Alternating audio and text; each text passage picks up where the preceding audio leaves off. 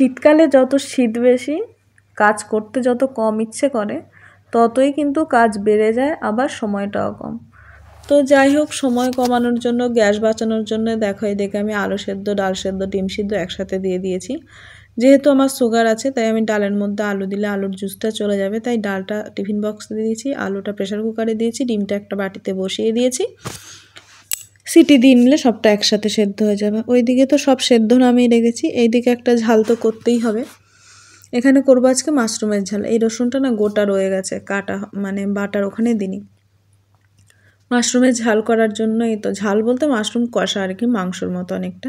প্রথমে জিরে ফোড়ন দিয়ে পেঁয়াজটা দিলাম, পেঁয়াজটা একটু ভেজে নিলাম, 3-4 মিনিট মতো ভেজে নিলাম আর কি। তারপর হচ্ছে ওই যে মাশরুমগুলো দিলাম কেটে রাখা। আর তো ওইদিকে ওর বাবার স্লিপিং ব্যাগ নিয়ে খেলা করছে। তো যাই হোক, আমি এদিকে নেড়ে চেড়ে নিলাম মাশরুমগুলো। তারপর এখনও কিন্তু নুন দিইনি, এত প্রচণ্ড পরিমাণে জল বেরোয়। প্রথমেই হলুদ দিয়েছি, হলুদ দিয়ে আবার একটু নেড়ে চেড়ে নিলাম। তো যে দেখো আবার গাড়ি নিয়ে যাচ্ছে।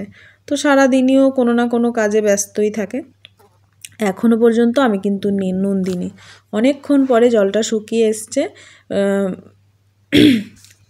মাশরুমগুলো একটু ভাজা হয়ে যাওয়ার পরে লঙ্কার গুঁড়ো আর নুন দিয়েছিলাম, আবার একটু কষিয়ে নিয়ে তারপর দিয়েছি মশলাটা কষতেও কিন্তু অনেকটা টাইম লাগবে, যেহেতু অনেকটা জল দিয়ে ফেলেছিলাম ওই মশলাটার মধ্যে। বেশ ভালোই হলো, একবারে বেশ কষা কষা মাংসের মতো হবে, বেশি জল দিতে হবে না, একদম অল্প পরিমাণে জল দিলেই হয়ে যাবে।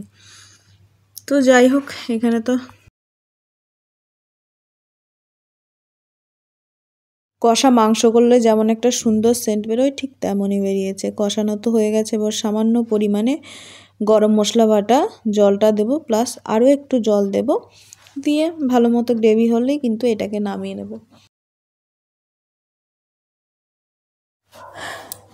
তো যদিও রান্না করতে খুব একটা সময় লাগে না, লাগে হচ্ছে সবজি কাটা জোগাড় করা, এটাই রান্না করতে বেশি সময় লাগে না।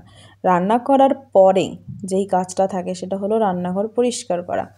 তো যেহেতু জানো এটা আমাদের কোয়ার্টার প্রচণ্ড পুরনো হয়, তো একটুও যদি কোথাও দিয়ে নোংরা লাগে না, নিজেরই মনে হয় যেন খাবার খেতে ইচ্ছে করে না, বা যাই হোক স্যাঁতস্যাঁতে লাগে। তো ওই জন্য আমি আমার মতো করে চেষ্টা করি পরিচ্ছন্ন রাখার। তো যা যা বাসন নোংরা হয়েছে সমস্ত কিছু মেজে ধুয়ে রাখবো। আর একটা যেটা প্রবলেম এখানকার, মানে এক্সট্রা কাজ করতে হয় প্রতিদিন, ফিল্টার থেকে আমি না হলেও 10 লিটার জল পাল্টে আর কি রাখি। প্রতিদিন না হোক 1-2 দিন অন্তর করে রাখি। এমন করে জল ব্যবহার করি যাতে আমি প্রতিদিন জলটা পাল্টে ফেলতে পারি আর কি ফিল্টার থেকে। এই যে হাঁড়িগুলো দেখছো, এগুলো সবেতেই কিন্তু আমার জল ভরা আছে। তো যাই হোক, এখানে কি হয়, মাঝে মাঝে জলের যে পাইপটা আছে, পাহাড়ে ধস পড়লেই জলের মেন পাইপটা ফেটে যায়, জল নাও আসতে পারে। ওই জন্য খাওয়ার জলটা অন্তত আমি তুলে রাখি। আর অন্যান্য জলের অভাব হয় না, তার কারণ ফায়ার ইঞ্জিনে করে জল দিয়ে যায়। তো মোটামুটি মানুষের নর্মাল ব্যবহারের যেটুকু জল থাকা লাগে সেটুকু মানে দিয়ে যায়, সেটুকুর জন্য অভাব হলেও মানে অ্যাডজাস্ট করে চলে যাওয়া যায়। তো যাই হোক, তারপর হাঁড়ির জল টলগুলো পাল্টালাম। আজকে মাঝারি হাঁড়িটায় রান্না করব। সেই ভাতের হাঁড়িটা বসিয়ে দিলাম।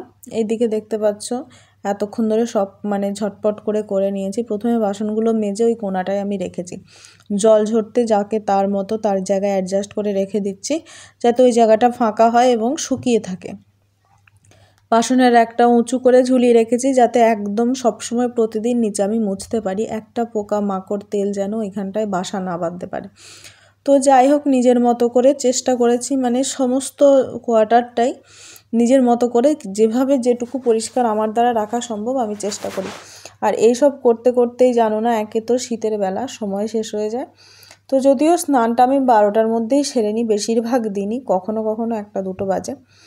তো আগে তো সকালে আগে স্নান করতাম, তারপর কাজ করতাম, কিন্তু এখানে এত বেশি নোংরা হয় আমার মনে হয়, তো স্নান দান করে রান্না করতে একদমই মন চায় না।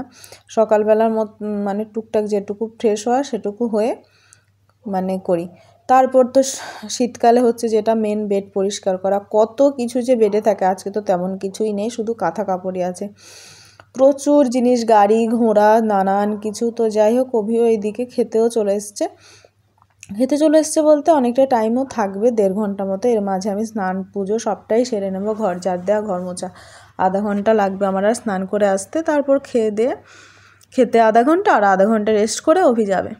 তো যাই হোক, তোজোকেও নিয়ে একটু খেলছে, এটা আমার একটু শান্তি, না হলে এই যে মা মা করতেই থাকবে।